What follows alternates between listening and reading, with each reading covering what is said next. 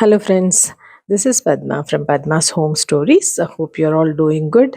And இன்னைக்கு என்ன நம்ம கிச்சன் ரொட்டீன் அண்ட் என்ன சமையல்ங்கிறது பார்க்கலாம். இந்த வீடியோவில் சாட்டர்டே சண்டே டின்னர் ஐட்டம்ஸ் தான் போட்டிருக்கேன்.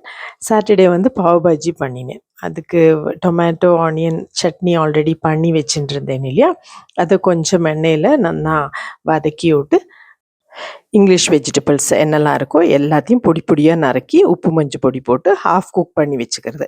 நல்லா ஸ்மாஷ் பண்ணி இந்த டொமேட்டோ ஆனியன் இது ஃப்ரை பண்ணி வச்சுட்டுருக்கோம் இல்லையா, அதில் போட்டுட்டு காரம் செக் பண்ணிக்கிறது, உப்பும் செக் பண்ணிட்டுட்டு வேண்ட அளவு காரப்பொடி சேர்த்தின்ட்டு பாவ் பாஜி மசாலா சேர்த்தி கொதிக்க விடுறது.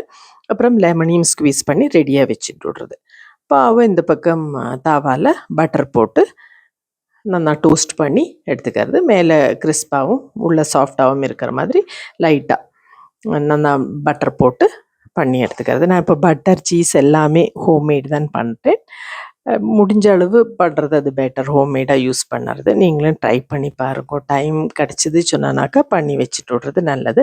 அதே மாதிரி இந்த டொமேட்டோ ஆனியன் சட்னியும் பண்ணி வச்சுட்டானாக்கா இந்த மாதிரி பாவ் பாஜி ஏதாவது சப்ஜி சோலே பண்ணுறதுக்கு டக்குன்னு ஹேண்டியாக இருக்கும். ட்ரை பண்ணி பாருங்க ஹவ் ஹெல்ப்ஃபுல் இட் இஸ்ங்கிறது அப்போ தான் தெரியும். அப்புறம் சர்வ் பண்ணுறதுக்கு முன்னால் கொத்தமல்லியும் ஆனியனையும் பொடி பொடியாக கட் பண்ணி போடுறது. That is it, pav bhaji is ready.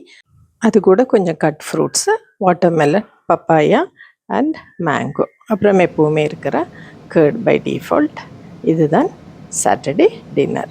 Sunday ஸ்பெஷலுக்கு சைனீஸ் வெஜ் நூடுல்ஸ் பண்ணியிருக்கேன். ஃபஸ்ட் அண்ட் ஃபார்மோஸ்ட் நூடுல்ஸை ரெடி பண்ணிட்டு விடலாம். 1 லிட்டர் அப்ராக்சிமேட்லி தண்ணி எடுத்துட்டு நல்லா பபுள் வர மாதிரி கொதிக்க விட்டுட்டு உப்பும் எண்ணெயும் சேர்த்திண்டேன். அதில் வந்து ஒரு பண்டில் ஆஃப் நூடுல்ஸ் தான் போட்டிருக்கேன். அது வந்து நம்ம பாத்திரம் செலக்ட் பண்ணுறப்ப நல்லா அதுக்கு வந்து என்னது ஸ்வெல் ஆகிறதுக்கு இடம் இருக்கிற மாதிரி பாத்திரம் செலக்ட் பண்ணிங்கோ. அதை வந்துட்டு நான் யூஸ்வலி நல்லா கொதிக்க விட்டு விட்றேன். சிலப்போ என்ன ஆகுதுன்னா நடுவில் வேக மாட்டேங்கிறது. ஜஸ்ட் அவள் கொதிக்கிற தண்ணியில் போட்டுட்டு ஆஃப் பண்ணுங்கோங்கிறப்ப நடுவில் வேக மாட்டேங்கிறது. ஸோ ஃபியூ மினிட்ஸ் நான் கொதிக்க வச்சுட்டு ஆஃப் பண்ணிவிட்டு ஃபியூ மினிட்ஸ் அது ரெஸ்டிங்க்கு வச்சுட்டு அப்புறமா தான் ட்ரெயின் பண்ணுறேன். அப்போ அது எனக்கு இந்த ஒரு பிராண்ட் வந்து அப்படி பண்ணுறப்போ பர்ஃபெக்டாக வருது. அப்புறம் அதுக்கு வேண்ட வெஜிடபிள்ஸ் எல்லாம் கட் பண்ணிட்டு கேரட், கேபேஜ், கேப்சிகம், ஆனியன் இதெல்லாம் கட் பண்ணி நல்லா எண்ணெய் நல்லா ஹாட் ஆன அப்புறம் ஃபஸ்ட்டு கேரட்டை போட்டு ஒன்று ஃப்ரை பண்ணி எடுத்துட்டு விடுவேன். அதுக்கப்புறம் எல்லாத்தையும் சேர்த்து மிக்ஸ் பண்ணுவேன்.